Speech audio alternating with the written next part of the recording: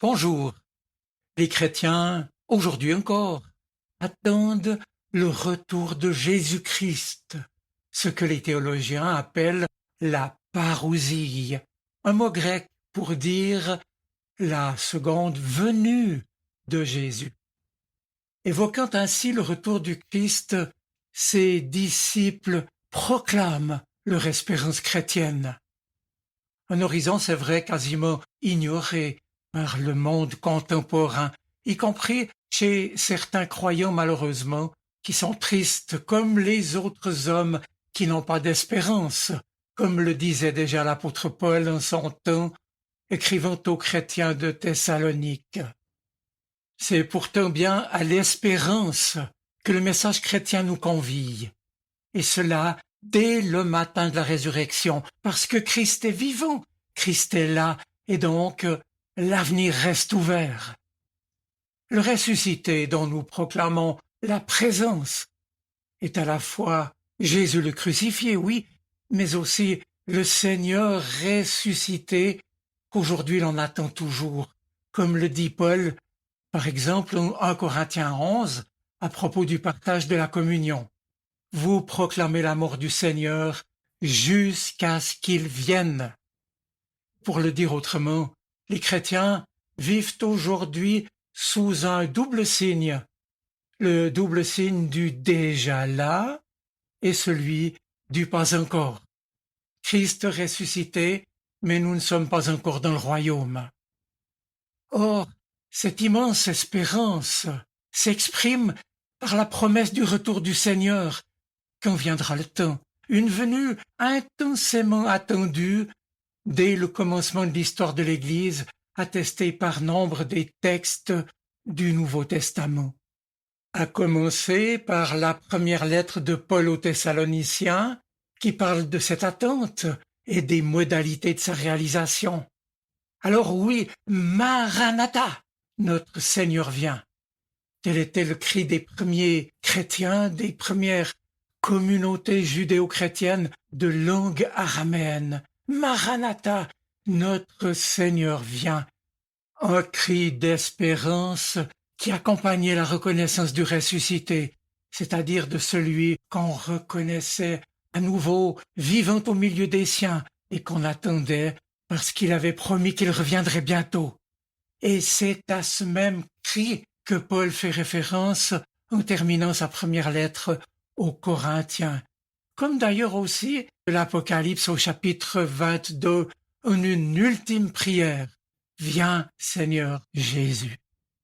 Mais si vous le voulez bien, revenons au texte de 1 Thessaloniciens 4, qui est de fait le témoin le plus ancien de l'enseignement chrétien sur la parousie, qu'on appelle aussi le second avènement du Seigneur, son retour. La lettre de Paul est la plus ancienne de sa main, écrite vers 50-51, et on y perçoit en effet que l'attente de la venue du Seigneur marque fortement l'espérance dont Paul témoigne. Par exemple, en 1 Thessaloniciens 1, je le cite, « Nous attendons des cieux son Fils qu'il a ressuscité des morts, Jésus qui va nous arracher à la colère qui vient, c'est-à-dire au jugement de Dieu. » Oui, pour Paul, Christ est donc celui qu'il faut attendre pour nous préserver de la condamnation divine qui va fondre sur les hommes. C'est lui, Jésus, qui nous sauve du jugement de Dieu. Eh bien, je relève en passant qu'au chapitre suivant, le texte de la lettre s'attache alors à réveiller les dormeurs. Car, nous est-il rappelé, le jour du Seigneur vient comme un voleur dans la nuit.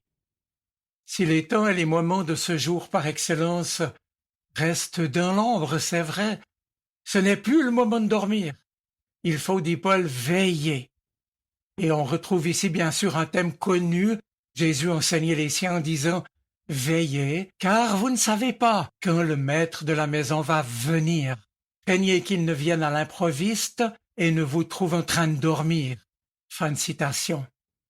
Inutile d'ajouter ici que les différents auteurs du Nouveau Testament évoquant le retour du Christ se garde bien d'avancer des dates précises pour ce retour. Quant à l'apôtre Paul, il enseigne donc les chrétiens en leur disant littéralement, je reprends 1 Thessaloniciens 4, nous ne voulons pas vous laisser dans l'ignorance au sujet de ceux qui sont morts, sous-entendu dans la foi, afin que vous ne soyez pas dans la tristesse comme les autres hommes qui n'ont pas d'espérance. En effet, nous croyons que Jésus est mort et qu'il est ressuscité. De même aussi, ceux qui sont morts, Dieu les conduira avec lui. Cela en effet, nous vous le disons sur une parole du Seigneur, à savoir que nous les vivants, restés sur terre jusqu'à la venue du Seigneur, nous ne devancerons pas du tout ceux qui sont morts, car le Seigneur lui-même descendra du ciel, et les morts en Christ ressusciteront d'abord. Ensuite, nous les vivants, en même temps et avec eux, nous serons emportés sur les nuées à la rencontre du Seigneur dans les airs, et nous serons toujours avec le Seigneur. Alors réconfortez-vous donc les uns les autres par ces paroles. Fin de citation. L'essentiel de ce message d'espérance est donc le suivant. Les chrétiens endeuillés peuvent s'appuyer sur leur foi, puisque, nous dit Paul, nous croyons que Jésus est ressuscité et que Dieu conduira avec lui nos morts. Il les prendra vers lui. Ces derniers ne seront pas oubliés. Et puis, cette foi s'appuie elle-même sur une parole du Seigneur. Nous les vivants, nous ne les devancerons pas. Et enfin, cette parole s'appuie également sur l'acte final du Seigneur. Je cite, « Le Seigneur descendra, les morts seront réunis aux vivants, et tous ensemble, nous serons enlevés aux cieux. » En d'autres mots, les morts en Christ ne manqueront pas le retour du Christ. Ils seront relevés, ils seront réunis avec les chrétiens, restés sur terre, et tous seront emportés sur les nuées à la rencontre du Seigneur pour être toujours avec lui. Ainsi donc, à l'inquiétude de certains concernant le devenir des chrétiens hélas décédés avant le jour final, Paul annonce la condition à venir de tous les chrétiens. Lors du retour du Christ, lors de sa parousie, Christ viendra chercher son peuple, mort et vivant, désormais conduit par Dieu, réunis auprès de lui. Le peuple des croyants montera vers son Seigneur, et l'attente trouvera alors son plein accomplissement. Ainsi, dit en Thessaloniciens 4, 17, ainsi nous serons toujours avec le Seigneur. Cela enseigné 3 ou 4 ans plus tard, soit vers l'année 54, dans sa première lettre, cette fois aux Corinthiens, au chapitre 15 évoquant la résurrection, l'apôtre Paul reprendra ce qu'il a déjà enseigné aux Thessaloniciens, précisant alors l'événement de la venue du Christ.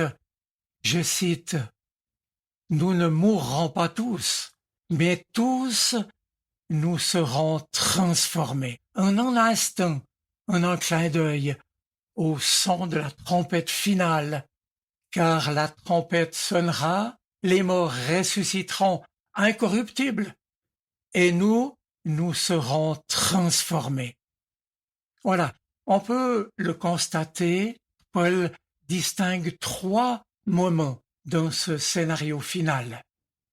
Il y a d'abord la résurrection de Jésus déjà réalisée. Ensuite, la venue, la parousie, où le Christ entraînera avec lui ceux qui lui appartiennent. Puis, le jugement final de ceux qui ne croient pas. Mais lui, Paul insiste surtout sur sa conviction fondamentale, sur notre espérance, nous serons toujours avec le Christ, que nous soyons alors en vie ou déjà morts lors de la venue de Jésus.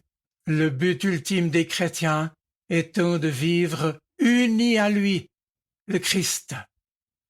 Mes amis, un même cri d'espérance a traversé toutes les premières communautés chrétiennes. Christ va venir. Et ce faisant, le message chrétien s'est diffusé partout dans l'Empire romain. Paul s'est fait l'écho de cette conviction chrétienne touchant la proximité de la venue du Christ. Et dans son épître aux Romains, on lit aussi « Voici l'heure de sortir de votre sommeil. Aujourd'hui, en effet, le salut est plus près de nous qu'au moment où nous avons cru. » Romains 13.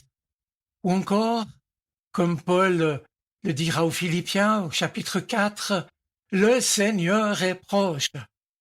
Alors même que lui, Paul, envisage pourtant l'hypothèse de sa propre mort avant la venue du Christ. Dès lors, l'apôtre Paul s'attache à montrer que l'espérance chrétienne est déjà maintenant à l'œuvre dans la vie du chrétien. Et Paul le dit, l'Esprit vit en lui, vit dans les chrétiens, et le salut est une réalité actuelle. Ainsi, plus tard, dans sa deuxième lettre aux Corinthiens, Paul écrira, je cite, « Nous reflétons la gloire du Seigneur. Nous sommes transformés en cette même image de gloire en gloire. » Oui, le chrétien, transformé par la présence de l'Esprit de Dieu en lui, comme Moïse autrefois et comme Jésus lors de sa transfiguration, le chrétien, l'Esprit de Dieu anticipe déjà en lui cette transformation finale. Plus tard, après la chute de Jérusalem en l'an 70, les chrétiens sont troublés. Comment se fait-il que Jésus ne soit pas encore revenu? Avec la deuxième lettre de Pierre, nous croyons que le Seigneur ne tarde pas dans l'accomplissement de sa promesse, comme certains le croient, mais qu'il use de patience, ne voulant pas qu'aucun périsse, mais voulant que tous parviennent à la repentance. Avec les chrétiens qui s'accrochent aux promesses de Dieu, nous pouvons en déduire que nos contemporains bénéficient encore de la patience de Dieu pour se mettre en règle avec lui. Toutefois, nous le savons, ce temps de grâce ne pourra pas durer indéfiniment. Alors me demandera-t-on, mais quand le retour du Christ aura-t-il lieu? Eh bien, nul ne le sait. Mais l'avenir, c'est certain, est entre les mains de Dieu. Et ce qui est essentiel pour chacun de nous en l'attendant, c'est de veiller. Autrement dit, telle sera ma conclusion pour aujourd'hui. Le retour du Christ n'est pas à attendre passivement, mais à préparer en nous. Je ne tarderai pas, veillez et priez, nous dit Jésus. Je vous souhaite une bonne semaine. Soyez bénis. Amen.